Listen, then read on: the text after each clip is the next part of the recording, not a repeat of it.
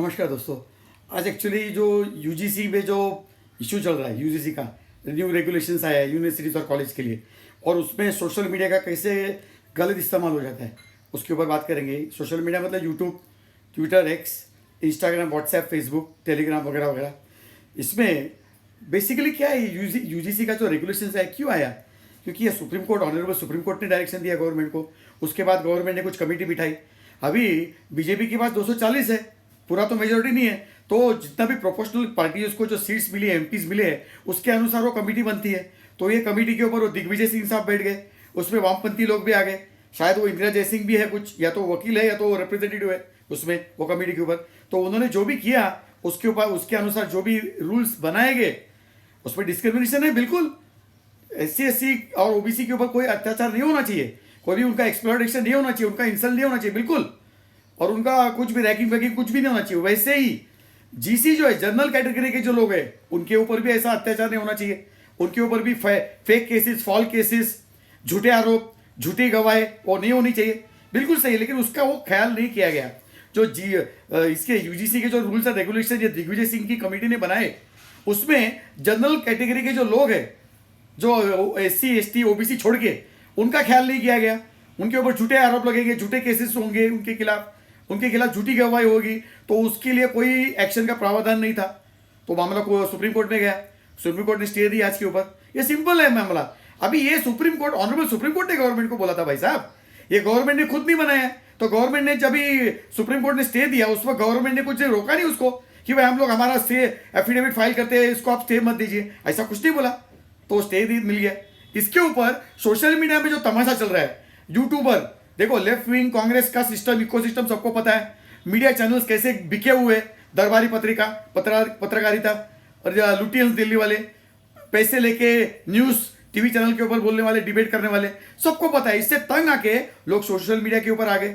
Social media में भी Chinese Congress और ये लेफ्टिस्ट कम्युनिस्ट मार्क्सिस्टवादी के उनके यूट्यूबर लोग हैं, सबको पता है पैसे लेके कैसा फेक नैरेटिव चलाते हैं, बकवास थंबनेल लगा के, बकवास हेडिंग टाइटल लगा के, एडिटिंग करके, स्पेशल इफेक्ट देके, बकवासगिरी चैनल्स करके, वो लोगों का सिर्फ व्यूज बढ़ाने के लिए, अपने सब्सक्राइबर्स बढ़ाने के लिए, फॉलोअर्स बढ़ाने के लिए, व्यूज बढ़ाने के लिए, ताकि उनको पैसा मिले, उसके लिए वो करते रहते हैं। कुछ अच्छे लोग भी है, अच्छे लोग भी यूट्यूबर्स है, सोशल मीडिया में है, टेलीग्राम, फेसबुक, व्हाट्सएप, इंस्टा है उसमें, लेकिन ज्यादा करके सब ये है, ठीक है, उनका अधिकार है पैसे कमाना, वो करिए। लेकिन सवाल ये नहीं कि आप पैसे कमा रहे, सवाल ये है कि आप किसी से पैसे लेके सरकार के खिलाफ, मोदी साहब के खिलाफ, अमित शाह साहब के खिलाफ, आरएसएस के खिलाफ, आरएसएस के संघ चालक मोहन भागवत साहब के खिलाफ ऐसे गालियां देते हैं ये लोग, ऐसे झूठे प्रचार करते हैं पैसे लेके।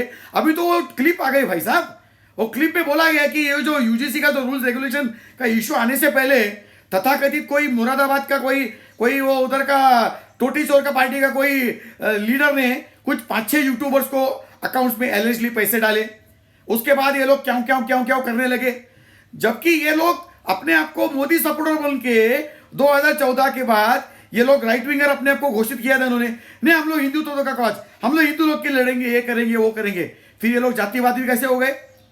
यूजीसी के खिलाफ तकरार करना चाहिए बिल्कुल, रूल्स रेगुलेशंस का अटैक करना चाहिए, क्रिटिसाइज करना चाहिए बिल्कुल।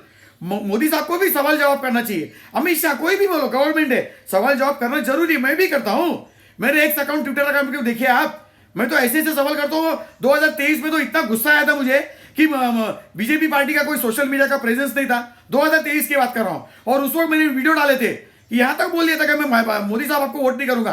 क्यों? क्योंकि आपकी सोशल मीडिया प्रेजेंस नहीं है, ग्राउंड के ऊपर कोई काम नहीं हो रहा है। वो तो 23 के बाद है, अभी भी वो मेरे टाइमलाइन के ऊपर मेरे वीडियोस हैं कठोर से कठोर शब्दों में, लेकिन शालीन भाषा में मैंने क्रिटिसाइज किया था। उसके बाद में नतीजा आ गया, 2024 में क्या हो गया, 303 से 240 आ गए। बाद में उनको सब उन्होंने करेक्शन किया।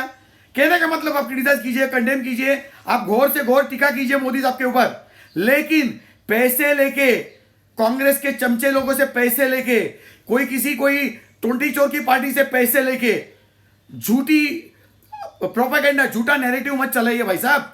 ये कोई संजय है, कोई अजीत है, वो वामपंथी, तो सबको पता है, उसको जिहाद अच्छा लगता था, और जिहाद की जो किताब है विशेष समुदाय की, वो किताब भी उसको अच्छी लगती थी। इतनी गंदी गंदी गालियों में वो भाषा करता है, बेशरम आदमी, एकदम एकदम बेशरम आदमी, सिर्फ पैसे कमाने के लिए। अरे ऐसे लोग कहते, किसी ने वो बोल भी दिया था कि ट्वीट मारने के लिए, वो खुद अपने क्लिप में बोल रहा है, वो क्लिप एआई है कि नहीं हो मुझे पता नहीं है, लेकिन वो खुद बोल रहा है कि कोई 5,000 2,000 लेता है ट्वीट मारने के लिए, पोस्ट करने के लिए, फेसबुक पोस्ट करने के लिए, या जो भी ट्विटर करने के लिए, ट्वीट करने के लिए। और वो खुद बोल रहा है कि मैं तो 50,000 लेता हूं क्योंकि मैं मेरा खुद का अक्ल वापरता हूं, और दूसरे जो लेते हैं उनको कुछ करने को नहीं आता है। व्हाट्सएप से कोई पार्टी मैसेज भेज देती है और फिर ये लोग अपना मैसेज वो व्हाट्सएप यूनिवर्सिटी ग्रुप से वो टाइप करके अपने हैंडल के ऊपर, अकाउंट के ऊपर डाल देते हैं, इसलिए 2-4-5,000 उनको मिलता है, ऐसा वो बोल रहा है। और वो खुद बोलते हैं मैं 50,000 लेता हूं। ऐसा किसी ने बोला था कि भाई पार्टी का कोई कॉन्फ्रेंस है, कोई किसी ने बुलाया तो 5 लाख 10 लाख लेते हैं। ये क्या है? नैरेटिव चलाने के लिए पैसा लेते हैं लोग, ये गलत है भाई साहब। तुम पैसे कमाने के लिए सोशल मीडिया में ठीक है करो, लेकिन लोगों से पैसे लेके फेक नैरेटिव चलाना, फेक प्रोपेगेंडा चलाना, मोदी साहब को गाली देना पैसे लेके, वो गलत है। जैसे मैं बोला, हम लोग देखो, हम तो भाई कोई आईटी सेल के है ही नहीं, मेरा कोई आईटी सेल से कोई संबंध नहीं है, बीजेपी हो कांग्रेस हो कोई भी हो। मैं हमेशा बोलता हूं मैं राइट विंगर भी नहीं है, लेफ्ट विंगर भी नहीं है, मैं केडब्ल्यू है, कैलाश वागू, no LW no RW, I am केडब्ल्यू।